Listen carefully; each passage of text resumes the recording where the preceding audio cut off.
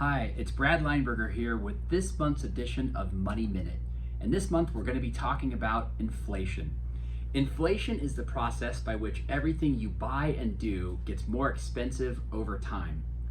Failing to prepare for inflation is one of the top 3 mistakes we see people make when planning for their own retirement. In fact, inflation is often known as the silent killer. If you spend $5,000 per month today and have a 30-year life expectancy into retirement, you're going to need about $12,000 per month in 30 years to maintain your current lifestyle. In fact, you feel it every time you fill up your car at the gas station or put a stamp on an envelope, although that dates me because nobody uses stamps anymore. But the cost of everything going up is evident in what we buy and do. The Federal Reserve has made it clear that they're committed to keeping interest rates low, and this has led to a lot of concern that inflation is going to get really bad in the future. People are asking us the question, what should they do to hedge against inflation? Should they buy gold? Should they buy commodities, real estate, even cryptocurrency? And while all of these techniques are decent about hedging against inflation, there's one strategy that remains heads and tails above the others, and it's owning shares of the greatest companies of the world. Going back to 1926, the returns on the S&P 500 are near 10% per year, and inflation has been running at about 3% per year.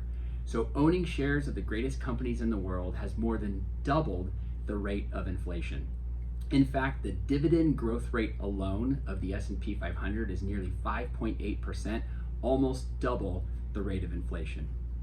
So think about it. The wonderful thing about owning shares of the greatest companies of the world is that they can pass on the cost increases to their customers. Are you going to stop purchasing toilet paper and toothpaste just because they got 3 or 4% more expensive? No. And that's the wonderful thing about owning fantastic companies. It's not that gold and commodities and real estate are bad. It's just that relative to owning shares of great companies, they've lagged behind. So if you have concerns or you have questions, please feel free to reach out. I want to also let you know that all of these scenarios have been taken into consideration as we've stress tested your financial plans against all possible market headwinds, including inflation. In fact, our portfolios are designed and built with inflation in mind. So you're very well set up for what may be ahead. But again, if you want to talk about it, please don't hesitate to reach out. Thank you. We'll see you next month.